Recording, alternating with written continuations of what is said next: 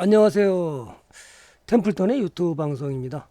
아직 목이 완전치는 않지만 오늘 시장을 한번 살펴보고요.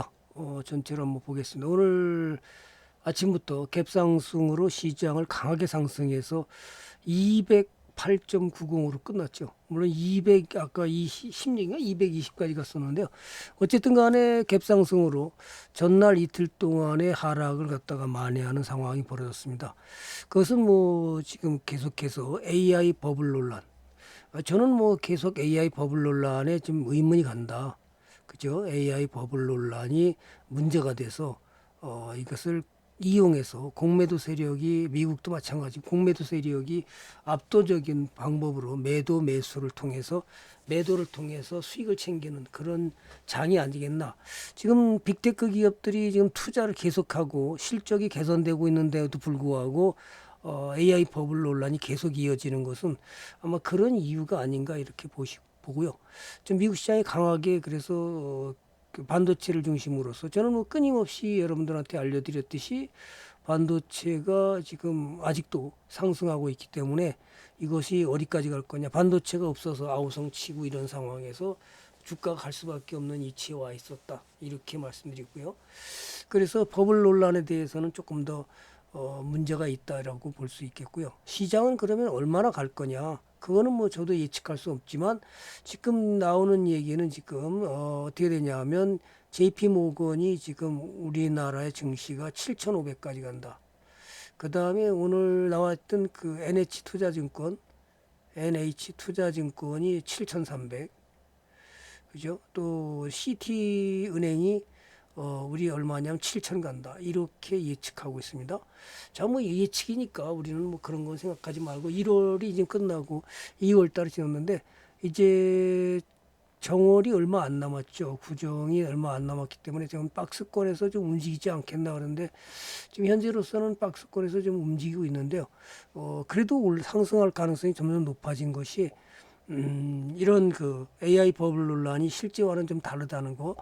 그다음에 그 지금까지에는 시대가 AI라는 것이 이론적인 거, 가상 공간에서만 있었는데 이제는 그 피지컬 AI라고 그래가지고 이제 현실로 다가오고 있다.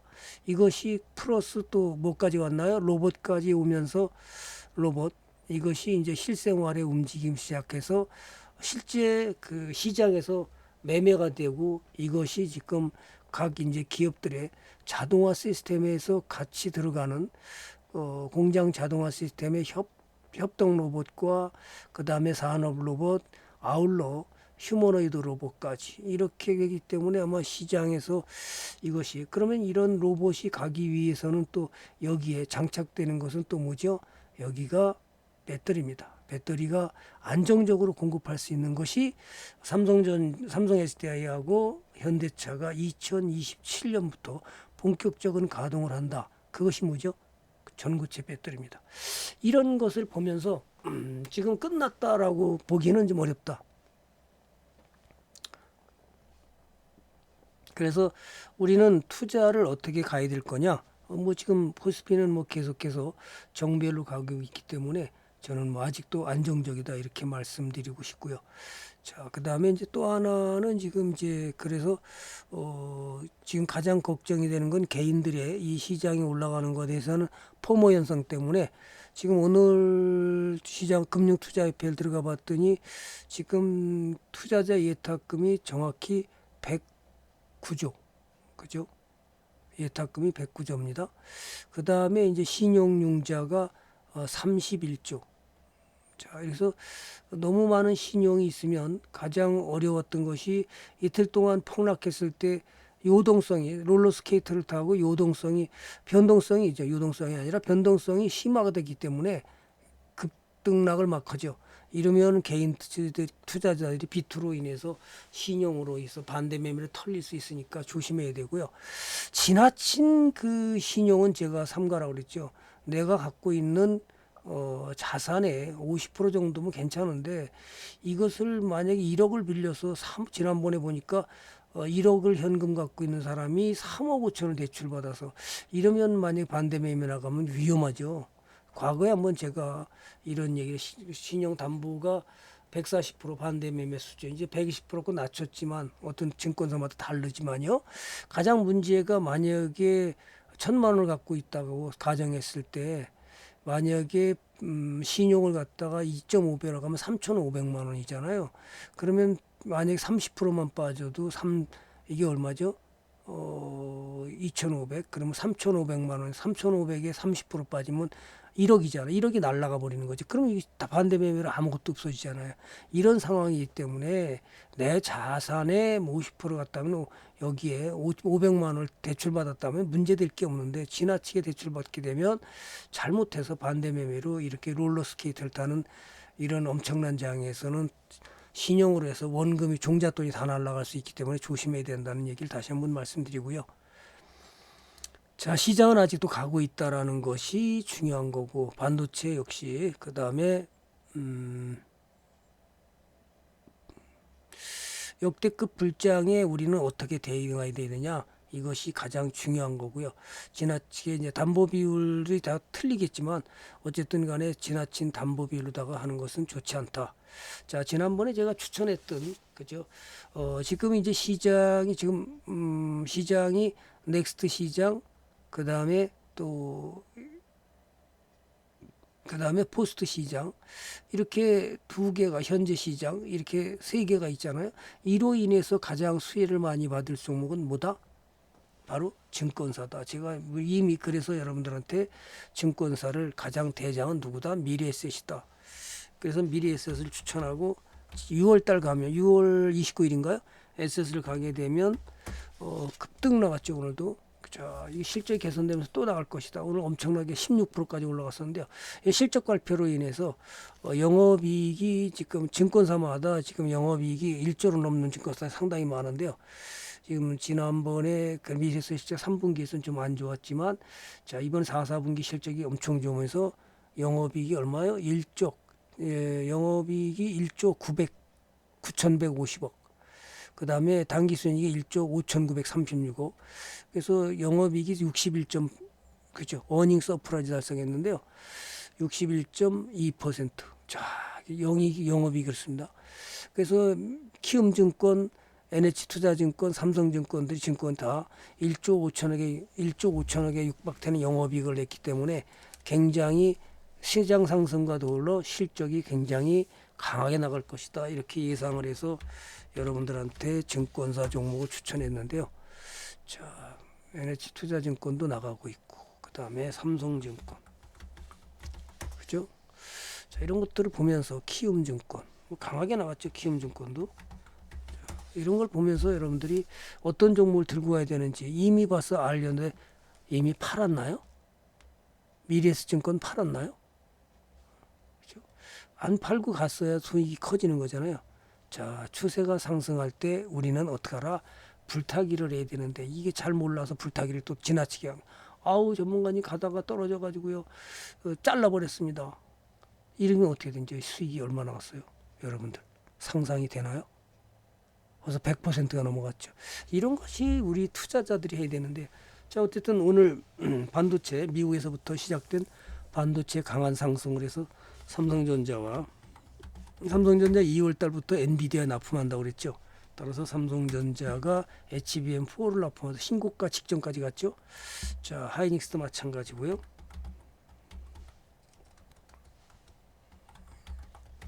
자, 그렇기 때문에 이제 소부장 아직 못 넘어갔죠. 소부장 기업들이 오늘 강력하게 나갔죠.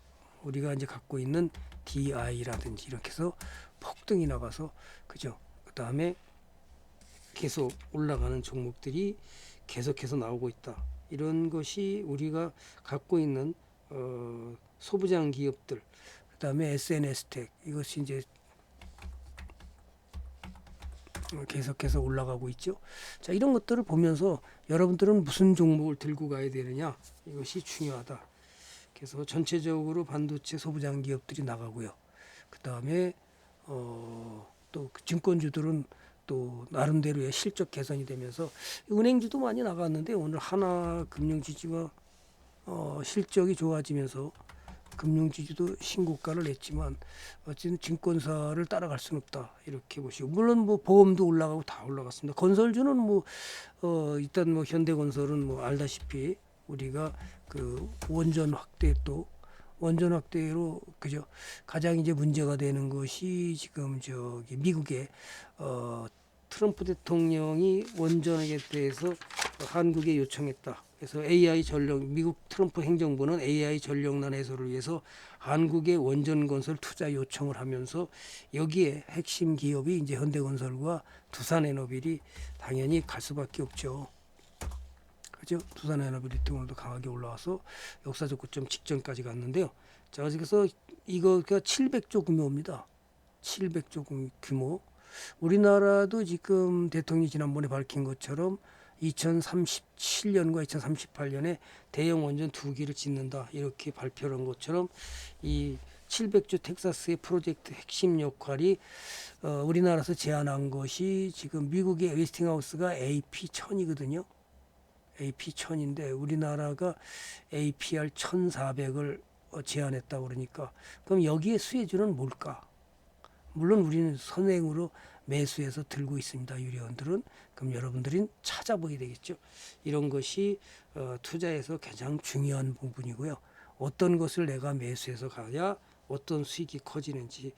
그래서 어제는 반도체부터 시작해서 미국 해외 시장이 지금 강력하게 이틀 조정한 이후에 엄청나게 올라왔죠. 바로 엔비디아도 강하게 나왔고요. 엔비디아, 브로드컴, 그다음에 그죠? 브로드컴 다 이런 것들이 강하게 올라오면서 그동안의 그 버블 논란 이런 것들이 상당히 지금 잠재우는 그런 상황이 벌어졌습니다. 그래서 우리는 투자를 어떻게 들고 가냐, 좋은 종목을 어떻게 들고 가야 돼 수익을 크게 할 수 있느냐, 이것이 가장 중요합니다. 자, 그래서 오늘 지금 5,300이 또 올라갔기 때문에 조만간 또 6,000을 돌파하는 일이 벌어지지 않을까. 그죠? 지금 5,298입니다. 그럼 이제 뭐 6,000포인트, 지난번에 뭐 5,000포인트 갈 때만 해도 여기서 주춤주춤 할 때만 해도 불가능했는데 지금 순식간에 5,000포인트 넘었죠. 이것은 왜 그러냐면 위에 상단에 매물대가 없기 때문에 올라갈 때도 무섭고 떨어질 때도 무섭습니다. 지지 세력이 없고 저항 세력이 없기 때문에 등락이 굉장히 무섭다는 거예요. 그래서 조금만 매수가 들어오면 강하게 올라가고 또 강하게 떨어진다. 다행히 투자 종합을 보면 외인이 아침부터 매도를 계속했었는데요.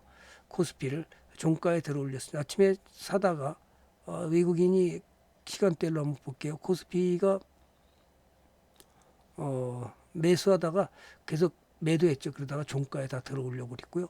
코스닥은 꾸준히 사서 올렸습니다. 따라서 오늘의 핵심은 이 금융 투자가 2조 4천억에서 그동안에는 코스피가 아니라 금융 투자가 뭘 샀었냐 하면 주로 코스닥을 한 9조 원어치 샀습니다. 일별 현황을 가서 보시죠.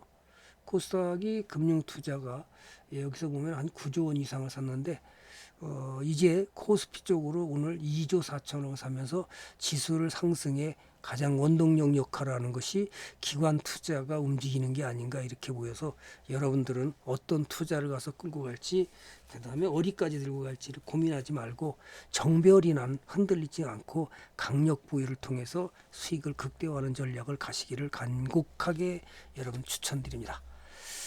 자, 그다음에 꺾일 때는 어떡하라? 과감하게 던져라. 아직은 꺾이지 않았다. 이것만 정배로 가고 있다. 이렇게 보시고 오늘 여기까지 마치겠습니다. 감사합니다. 좋아요와 구독은 사랑입니다.